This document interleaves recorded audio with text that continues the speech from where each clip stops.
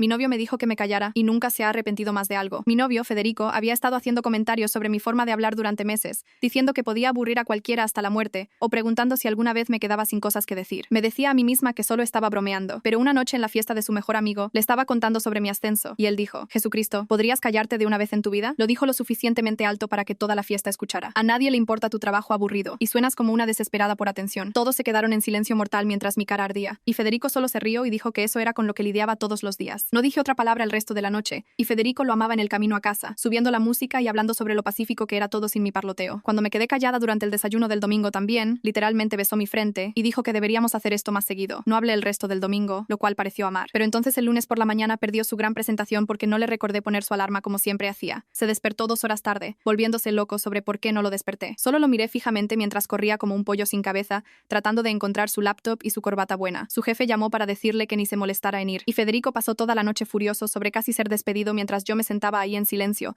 haciéndolo aún más enojado. Esto es tu culpa, seguía diciendo. Pero yo solo lo miré con ojos muertos y no dije nada. Entonces se olvidó completamente de la cena de 60 años de su mamá, porque usualmente manejo todas las cosas familiares para él. Ella dejó 6 mensajes de voz llorando que obviamente no mencioné, cada uno más histérico que el anterior. Y para cuando revisó su teléfono, estaba convencida de que la odiaba. Me llamó psicópata por llevarlo tan lejos. Pero honestamente, su berrinche solo me hizo más comprometida a nunca hablarle otra vez. Su mamá llamó a su hermana llorando sobre cómo su único hijo la había abandonado. Y de repente, toda la familia estaba involucrada en el drama. Todo se intensificó desde ahí porque su compañera de trabajo había pasado por nuestro apartamento el martes cuando él no estaba en casa. Y yo solo me quedé ahí muda mientras ella preguntó si estaba bien por 10 minutos seguidos. Siguió preguntando si Federico me lastimó, si necesitaba ayuda, si podía parpadear 2 veces para sí, y yo solo la miré hasta que se fue luciendo aterrada. Regresó a la oficina convencida de que Federico me estaba abusando y de repente lo estaban llamando a reuniones sobre recursos de violencia doméstica y consejería obligatoria. Su jefe literalmente preguntó si necesitaban hacer una verificación de bienestar conmigo y Federico tuvo que explicar que le estaba dando el tratamiento silencioso, lo cual lo hizo sonar aún más como un abusador. La gala de la empresa del jueves fue absolutamente hermosa de ver desarrollarse. Cada ejecutivo que trató de hablar conmigo recibió silencio completo mientras Federico luchaba por explicar que solo era tímida, lo cual nadie creyó porque había sido habladora en el evento del año pasado. La esposa del director general me atrapó en el baño tratando de darme folletos de refugios para mujeres, y cuando no respondí, llamó a seguridad para asegurarse de que Federico no me tuviera como rehén o algo así. Recursos Humanos lo puso en licencia inmediata antes de que siquiera llegáramos al estacionamiento, diciendo que necesitaban investigar los informes preocupantes sobre su situación doméstica. El sábado, sus amigos vinieron para la noche de juegos, y finalmente entendieron por qué todos estaban preocupados. ¿Qué diablos le hiciste?, su mejor amigo preguntó después de que serví bocadillos sin decir una palabra. Federico realmente admitió lo que había dicho, y podía sentir la temperatura bajar. Todos se fueron inventando excusas sobre mañanas tempranas y compromisos olvidados, y su mejor amigo me dijo: ¿te mereces algo mejor al salir?, lo cual hizo que Federico lanzara una botella de cerveza contra la pared después de que se fueron. Para el domingo, Federico se estaba desmoronando porque su hermana amenazaba con llamar a la policía. Su mamá lo había desheredado, y su trabajo lo estaba investigando por abuso. Solo di algo, gritó, siguiéndome por la casa. Una palabra y esta pesadilla termina. Pero pasé junto a él hacia el garaje para agarrar jugo de naranja del refrigerador de repuesto, aún sin hacer sonido incluso cuando agarró mi brazo tratando de detenerme. El garaje era una trampa mortal llena de basura de los propietarios anteriores. Latas de pintura de los 80, cajas de herramientas oxidadas, químicos viejos, todo apilado en estos estantes metálicos tambaleantes que parecían colapsar si respirabas mal sobre ellos. Me siguió ahí adentro, aún gritando sobre cómo estaba destruyendo su vida cuando se posicionó justo debajo del peor estante, cargado con latas de pintura antiguas que debían pesar 1 tonelada. Estaba gesticulando tan fuerte que toda la cosa empezó a temblar, y vi el soporte oxidado doblarse bajo 200 kilos de químicos tóxicos. ¿Sabes qué? Tienes razón. No quiero tu voz de vuelta. Ni siquiera te quiero más, gritó. Te estabas poniendo gorda de todos modos. Ahora al menos estás gorda y callada. El estante hizo este sonido horrible de gemido y empezó a inclinarse hacia adelante. Todas esas latas deslizándose hacia el borde mientras Federico siguió despotricando sobre lo mucho mejor que era su vida ahora. El soporte se rompió completamente y todo empezó a caer hacia su cráneo. Salté hacia atrás mientras 20 latas de pintura se estrellaron donde Federico estaba parado. Trató de esquivar, pero no fue lo suficientemente rápido. Una lata pesada golpeó su hombro y lo envió estrellándose contra el piso de concreto. Más latas rebotaron en su espalda y piernas mientras gritaba y se cubría la cabeza con los brazos. Una lata se abrió y pintura espesa se esparció por el piso del garaje. Federico rodó lejos del desastre, agarrándose la sien donde un borde afilado lo había cortado. La sangre corrió por el costado de su cara y goteó en su camisa. Estaba gritando que le dolía la cabeza mientras saqué mi teléfono del bolsillo. Mis manos estaban firmes mientras marqué el 911 y puse el teléfono en mi oreja. La operadora respondió preguntando cuál era mi emergencia, pero no dije nada. Solo mantuve la línea abierta mientras Federico gemía y maldecía en el fondo. La operadora siguió preguntando si alguien podía escucharla, diciendo que estaba rastreando la llamada. Federico me vio sosteniendo el teléfono y empezó a gritar que lo había hecho a propósito. Dijo que sabía que el estante se caería y traté de matarlo. Sus acusaciones se volvieron más salvajes mientras más sangre corría por su cara. La operadora dijo que las unidades venían en camino y que me quedara en la línea. 8 minutos después, escuché sirenas acercándose. Los paramédicos corrieron al garaje y encontraron a Federico sentado contra la pared sosteniendo su cabeza sangrante. Inmediatamente comenzaron a revisar revisarlo mientras preguntaban qué había pasado. Me quedé ahí parada observando sin decir una palabra. Un paramédico brilló una luz en los ojos de Federico, revisando signos de conmoción cerebral. El otro notó el estante colapsado y químicos tóxicos derramándose por todas partes. Llamó refuerzos de materiales peligrosos por su radio. Federico siguió divagando que lo había tendido una trampa, pero los paramédicos estaban enfocados en sus heridas. Lo cargaron en una camilla mientras siguió acusándome de intento de asesinato. El equipo de materiales peligrosos llegó y comenzó a contener el derrame mientras nos dirigíamos al hospital. Seguí la ambulancia en mi auto. En la sala de emergencias, llevaron a Federico directamente para tratamiento. Me senté en la sala de espera llenando su papeleo del seguro. Una hora después, un oficial de policía entró y se presentó como el inspector Nicolás Herrera. Dijo que los paramédicos reportaron esto como un accidente sospechoso y necesitaba declaraciones. Me hizo preguntas directas sobre lo que pasó en el garaje. Finalmente rompí mi silencio con solo los hechos básicos. Estante viejo. Federico estaba gritando. Se calló. Mantuve mis respuestas cortas y no mencioné nuestros problemas de relación o la semana pasada de silencio. El inspector Herrera tomó notas y preguntó si Federico me había agarrado o lastimado físicamente. Le mostré los moretones en mi brazo de donde Federico me había agarrado antes. Tomó fotos y escribió más notas. La hermana de Federico irrumpió por las puertas de emergencia luciendo furiosa. Me vio y empezó a gritar que había tratado de asesinar a su hermano. Dijo que todos sabían que estaba loca y esto lo probaba. La seguridad tuvo que escoltarla físicamente a un área de espera diferente mientras siguió gritando amenazas. El inspector Herrera observó todo esto e hizo más notas en su libreta. El doctor salió y nos dijo que Federico necesitaría 12 puntos para la herida en la cabeza. Tenía una conmoción cerebral y necesitaba observación nocturna, pero debería recuperarse completamente. Federico estaba exigiendo mi arresto cuando el inspector Herrera fue a tomar su declaración. Pude escucharlo a través de la cortina diciendo que había planeado todo. El inspector Herrera regresó y dijo que no había evidencia de intención criminal. El estante era viejo y mal instalado, solo un accidente desafortunado con equipo deteriorado. Federico siguió gritando desde su cama que me estaba saliendo con intento de asesinato. Dejé el hospital sin visitar el cuarto de Federico. Caminando a mi auto, mis manos empezaron a temblar por primera vez en toda la noche. Me senté en el asiento del conductor dándome cuenta de que no podía ir a casa. Federico sería dado de alta mañana y regresar a ese apartamento ya no sería seguro. Necesitaba otro lugar donde quedarme esta noche. Saqué mi teléfono y le escribí a Andrea González preguntando si podía quedarme en su lugar por unas noches. Mi teléfono sonó en segundos y Andrea ya estaba hablando antes de que pudiera decir hola. Había escuchado sobre el colapso de Federico en la fiesta a través de amigos mutuos y dijo que podía quedarme todo el tiempo que necesitara. Conduje directo al apartamento mientras Federico aún estaba retenido en el hospital para observación. El lugar se sentía mal sin él ahí, pero agarré una bolsa de lona y empecé a echar ropa adentro. Empaqué mi laptop, acta de nacimiento, pasaporte,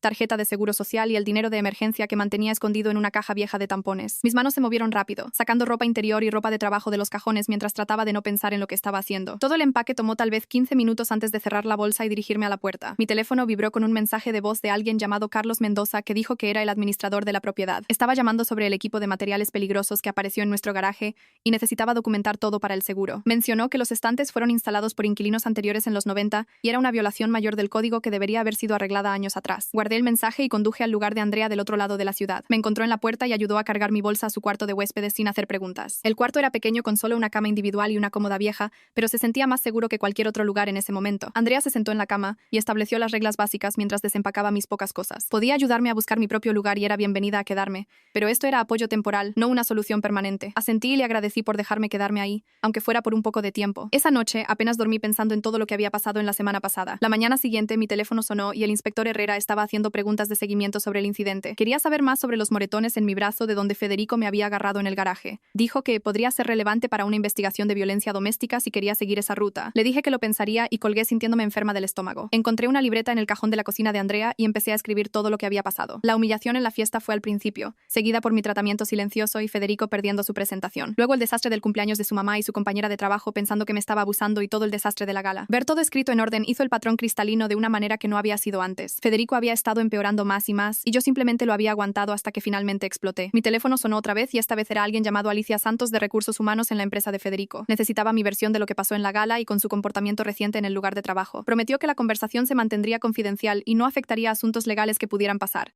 Le di los hechos básicos sobre la fiesta y el tratamiento silencioso y cómo la gente se había preocupado. Tomó notas y dijo que se pondría en contacto si necesitaba algo más para su investigación. Más tarde esa tarde, recibí un texto de un número desconocido que resultó ser Federico. Había sido dado de alta del hospital y ya me estaba enviando mensajes que saltaban entre insultarme y rogar perdón. Un mensaje decía que era una psicópata que trató de matarlo y el siguiente decía que me amaba y no podía vivir sin mí. Tomé captura de pantalla de cada mensaje sin responder y comencé una nueva carpeta en mi teléfono solo para sus mensajes. Carlos Mendoza me envió un reporte oficial sobre los estantes del garaje esa tarde. El documento establecía que los estantes fueron instalados por inquilinos anteriores en 1993 sin permisos o inspecciones de seguridad. Esto significaba que tenía cero responsabilidad por lo que pasó, lo cual se sintió como un pequeño peso fuera de mis hombros. Le reenvié el reporte al inspector Herrera en caso de que fuera importante para algo legal en el futuro. Federico siguió enviando mensajes durante todo el día, y cada mensaje se volvía más desesperado o más enojado que el anterior. Dijo que había arruinado su vida, y luego me rogó que regresara a casa para que pudiéramos arreglar las cosas. Amenazó con venir a buscarme, y luego prometió que iría a terapia si tan solo le hablaba. Cada mensaje fue capturado y agregado a mi creciente colección de evidencia sobre su comportamiento. Esa noche, mi teléfono mostró un mensaje de voz de la mamá de Federico, y mi estómago se hundió. Su voz estaba temblorosa y siguió parándose para llorar mientras hablaba. No entendía lo que estaba pasando entre nosotros, pero me rogó que por favor hablara con su hijo. Dijo que se estaba desmoronando y me necesitaba para ayudarlo a mejorar. Mencionó cuánto siempre me había amado como una hija y cómo esto le estaba rompiendo el corazón. Guardé el mensaje, pero no la llamé de vuelta porque cualquier contacto solo haría todo peor. Federico usaría a su mamá para manipularme si le daba cualquier apertura. Conocía sus patrones demasiado bien después de 3 años juntos como para caer en ese truco. Andrea me encontró mirando mi teléfono la mañana siguiente y se sentó frente a mí con su café, observándome por un largo momento antes de preguntar si estaba haciendo el tratamiento silencioso por venganza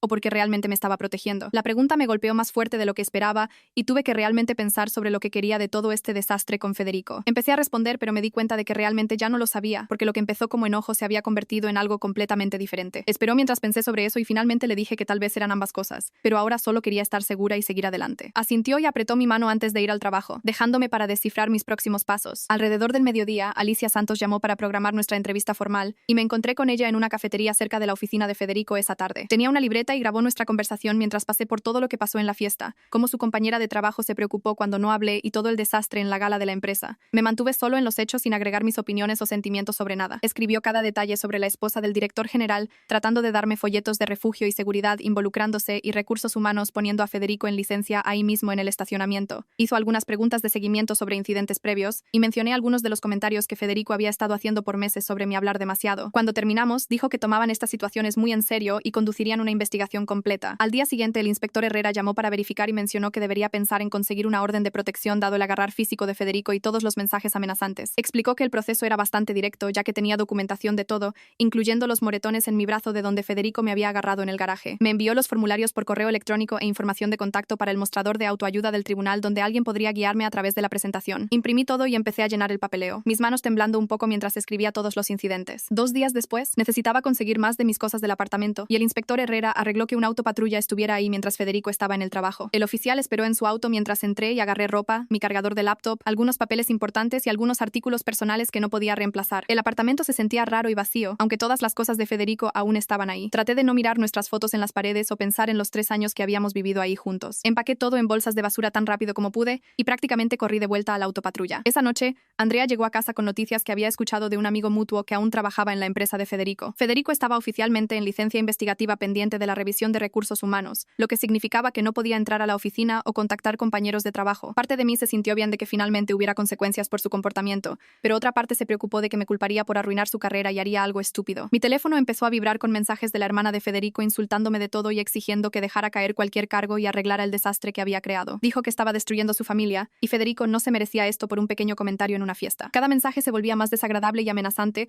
hasta que estaba diciendo que se aseguraría de que todos supieran qué psicópata era. Tomé captura de pantalla de cada mensaje y los reenvié al inspector Herrera, quien dijo que los agregaría a mi archivo y tal vez necesitaría tener una conversación con ella sobre acoso. La mañana siguiente, una amiga del club de lectura me envió capturas de pantalla de un chat grupal que ni siquiera sabía que existía, donde Federico se había estado burlando de mí por meses. Los mensajes se remontaban al año pasado con él llamándome molesta, diciendo que nunca me callaba, bromeando sobre cómo quería sellar mi boca con cinta. Otros chicos en el chat se rieron y lo animaron, compartiendo sus propias historias sobre sus novias quejumbrosas. Un mensaje de hace 2 meses decía que estaba planeando ponerme en mi lugar pronto, y los otros lo habían animado. Leer todo eso me hizo darme cuenta de que esto no fue algún arrebato repentino en la fiesta, sino algo en lo que había estado trabajando por mucho tiempo. Guardé cada captura de pantalla y las agregué a mi carpeta creciente de evidencia, sintiéndome enferma de que había estado viviendo con alguien que hablaba de mí así a mis espaldas. Andrea me ayudó a mirar anuncios de apartamentos esa tarde, enfocándose en edificios con puertas de seguridad y arrendamientos mes a mes, ya que no estaba lista para nada a largo plazo. Manejamos viendo 3 lugares diferentes y me gustó un pequeño estudio en un edificio seguro, con cámaras y un portero. El propietario dijo que podía mudarme la próxima semana si mi solicitud era aprobada. Esa noche, la mamá de Federico envió un mensaje largo diciendo que entendía si necesitaba espacio, pero esperaba que pudiéramos arreglar todo y ser una familia otra vez algún día. Dijo que siempre me había pensado como la hija que nunca tuvo, y toda esta situación le estaba rompiendo el corazón. No mencionó el comportamiento de Federico para nada, solo siguió hablando sobre cuánto me extrañaba y quería que todos nos reconciliáramos. Su mensaje fue dulce, pero mostró que no tenía idea de qué tan serio era esto o lo que su hijo realmente había hecho. No respondí, pero guardé el mensaje con todos los demás. Después de pensar toda la noche, decidí enviarle un mensaje a Federico estableciendo límites claros sobre comunicación de ahora en adelante. Escribí que todo contacto necesitaba pasar solo a través de abogados, y no debería contactarme directamente o a través de otras personas más. En una hora, mi teléfono empezó a vibrar como loco con mensajes de Federico insultándome de todo. Fue de decir que era una bruja sin corazón a rogarme que hablara con él, a amenazar con aparecer en el lugar de Andrea. Cada mensaje fue capturado y enviado directo al inspector Herrera, quien los agregó a mi archivo. La mañana siguiente, Alicia Santos llamó para decir que había estado entrevistando gente de la gala toda la semana. 3 ejecutivos confirmaron que Federico había estado agarrando mi brazo y volviéndose agresivo mientras me quedé completamente en silencio. La esposa del director general le dijo a Alicia que había estado tan preocupada por mí que casi llamó al 911 desde el baño. 2 meseros recordaron a Federico gritándome en el área del guardarropa cuando nos íbamos. Alicia dijo que el patrón estaba claro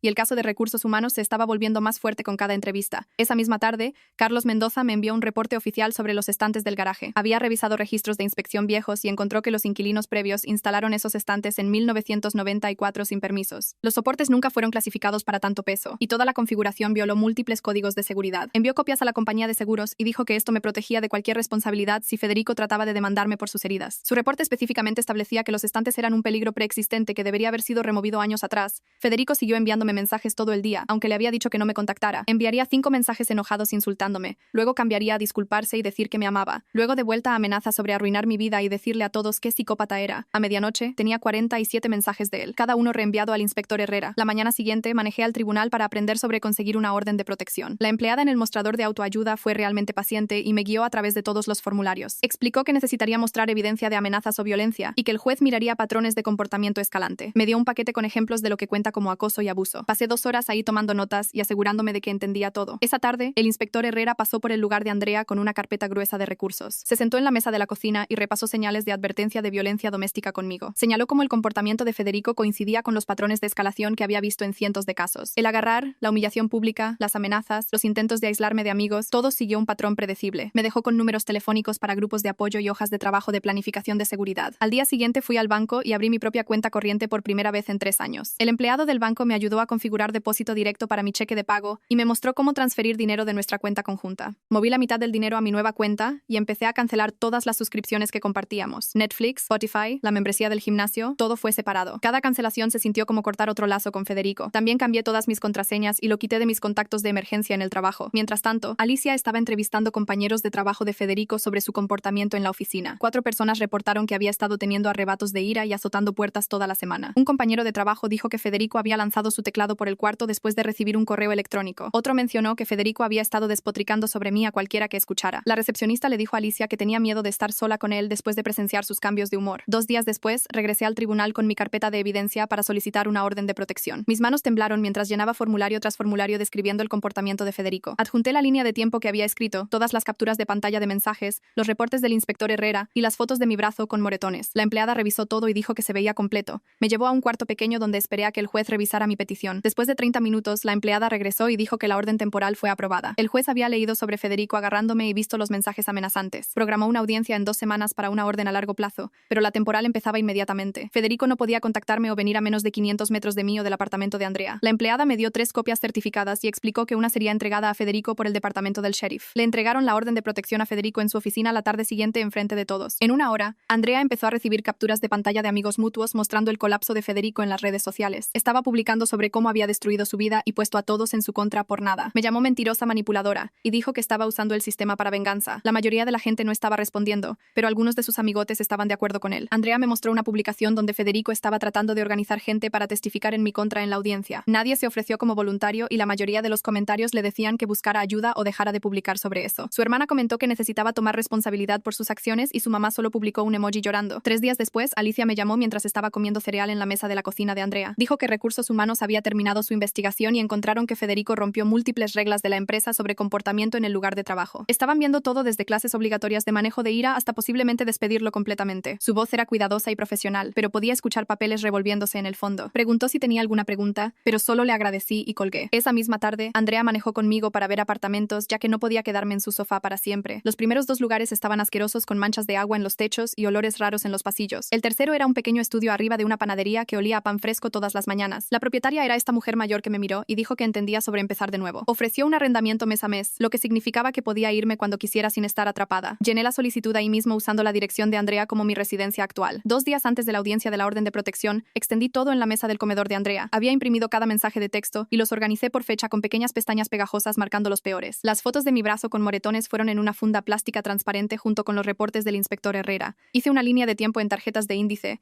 mostrando cómo las cosas empeoraron cada día de mi silencio. Todo fue en una carpeta con secciones etiquetadas para que pudiera encontrar cosas rápidamente en el tribunal. Mi mano se mantuvo firme mientras hice agujeros en cada papel y los puse en su lugar. La mañana de la audiencia me puse mi único traje de negocios y manejé al tribunal sola. Federico ya estaba ahí con algún abogado en un traje barato que siguió susurrando en su oído. Cuando llamaron mi nombre, caminé al frente cargando mi carpeta y me senté en la mesa a la que la empleada señaló. El juez era una mujer mayor con lentes de lectura en una cadena que ya se veía cansada a las 9 de la mañana. Me pidió que explicara por qué necesitaba la orden de protección extendida y mantuve mi voz plana y calmada. Le conté sobre la fiesta y el tratamiento silencioso y cómo Federico había agarrado mi brazo lo suficientemente fuerte como para dejar marcas. Le mostré las fotos y los mensajes de texto donde me insultaba y amenazaba. El abogado de Federico saltó diciendo que estaba inventando todo para arruinar la vida de Federico por despecho. El juez le dijo que se sentara y le preguntó directamente a Federico sobre agarrar mi brazo. Federico empezó a decir que no fue tan fuerte y que estaba siendo dramática, pero el juez lo interrumpió. Preguntó si me había agarrado o no, y Federico murmuró que tal vez lo hizo, pero solo porque lo estaba ignorando. El juez lo miró por encima de sus lentes por un largo momento y luego empezó a escribir. Extendió la orden de protección por 6 meses y dejó claro que Federico no podía contactarme para nada, sin mensajes o llamadas o mensajes a través de otras personas o aparecer donde vivía o trabajaba. Nos dijo a ambos que fuéramos a consejería y dijo que si Federico rompía la orden aunque fuera una vez, sería arrestado inmediatamente. La cara de Federico se puso roja y su abogado empezó a argumentar, pero el juez ya estaba llamando el siguiente caso. Salí pasando a Federico sin mirarlo y manejé directo al apartamento de Andrea. La siguiente semana, Alicia llamó otra vez con la decisión final de recursos humanos sobre el trabajo de Federico. No lo estaban despidiendo,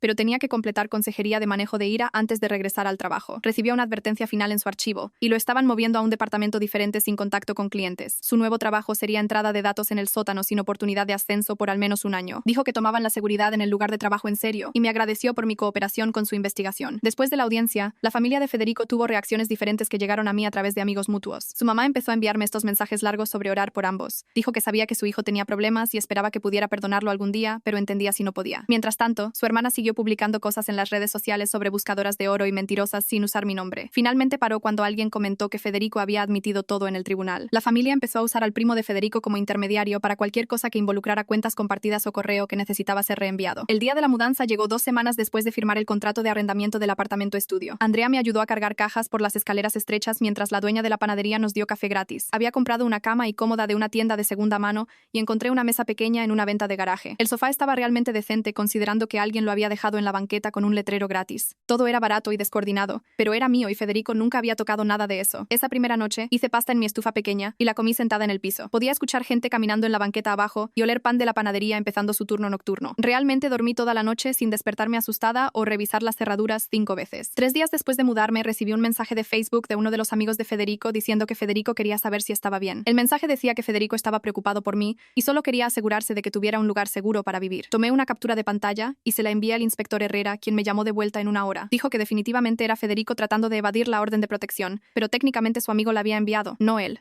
Documentó todo en caso de que Federico tratara algo más, pero no podía arrestarlo por lo que hizo su amigo. Bloqueé al amigo e hice todas mis cuentas de redes sociales privadas. La siguiente semana, regresé al tribunal para presentar papeleo de corte de reclamos menores por mi mitad de nuestro depósito del apartamento. También quería dinero de vuelta por los servicios que había pagado por adelantado y mi parte de los muebles que habíamos comprado juntos. El total era solo alrededor de 800 pesos, pero quería cada lazo oficial con Federico cortado completamente. La empleada dijo que Federico sería notificado con los papeles y tendríamos una fecha de mediación en alrededor de un mes. Carlos me llamó 3 semanas después diciendo que el garaje finalmente estaba limpio y seguro otra vez. Había traído un equipo completo para llevarse esas latas de pintura viejas y químicos oxidados y encontraron cosas aún peores detrás de los estantes, como pesticidas viejos de los 70 que necesitaban manejo especial. El propietario me envió un cheque por 400 pesos, que no era mucho, pero cubrió parte de mi depósito para el lugar nuevo. Mi primera cita de terapia llegó la siguiente semana a través del programa de salud mental del trabajo. Me senté en la sala de espera llenando formularios sobre mis patrones de sueño y niveles de estrés mientras otras personas iban y venían. La terapeuta era esta mujer mayor que escuchó mientras hablé sobre todo lo que había pasado y me ayudó a ver cómo el tratamiento silencioso empezó como protección, pero se convirtió en algo más. Dijo que hay una diferencia entre establecer límites y usar el silencio como arma, lo cual tenía sentido aunque era difícil de escuchar. El abogado de Federico envió una carta 2 semanas después con esta disculpa formal que no sonaba para nada como él. Mi terapeuta la leyó durante nuestra sesión y hablamos sobre si necesitaba responder o incluso leerla yo misma. Decidimos juntas que involucrarme con ella no ayudaría a mi sanación, así que la guardó en mi archivo en caso de que la quisiera después. La mediación de corte de reclamos menores pasó exactamente un mes después de presentar el papeleo. Nos sentamos en cuartos separados mientras mientras el mediador iba de un lado a otro tratando de elaborar un acuerdo. Federico acordó pagarme 400 de los 800 pesos que había pedido, lo cual no era todo, pero significaba que podía cerrar ese capítulo. Ambos firmamos papeles diciendo que no nos contactaríamos excepto a través de abogados si era necesario. 3 semanas de terapia estaba mejorando en hablar otra vez, pero de maneras más saludables. En lugar de quedarme en silencio o hablar sin parar para llenar espacio, estaba aprendiendo a decir lo que realmente quería decir. Mi terapeuta me hizo practicar frases como necesito tiempo para pensar sobre eso. En lugar de cerrarme o estar de acuerdo con cosas que no quería, el progreso se sentía lento, pero cada semana se volvía un poco más fácil. Mis días se acomodaron en este nuevo patrón de ir al trabajo, ver a mi terapeuta los miércoles y lentamente reconectar con amigos. Algunas personas en el trabajo habían escuchado sobre toda la cosa del tratamiento silencioso y pensaron que estaba loca, pero Andrea y algunas otras entendieron que a veces haces lo que tienes que hacer para sobrevivir. Empecé a tomar café con una compañera de trabajo que había pasado por su propia ruptura mala, y nos sentábamos en la sala de descanso comparando notas sobre empezar de nuevo. Federico terminó su consejería obligatoria después de 2 meses, según lo que escuché a través de amigos mutuos. Estaba de vuelta en el trabajo en algún papel diferente, donde ya no trataba con clientes. Alguien me dijo que ya estaba saliendo con esta chica de su gimnasio, y me dio lástima por ella, pero sabía que advertirle solo me arrastraría de vuelta a su desastre. 2 meses después de que el estante se cayó en el garaje, realmente estaba bien. Mi apartamento estudio tenía plantas en el alféizar de la ventana y fotos en las paredes, y había pintado una pared de este color azul suave que hacía el lugar parecer más grande. Estaba durmiendo toda la noche sin revisar constantemente las cerraduras,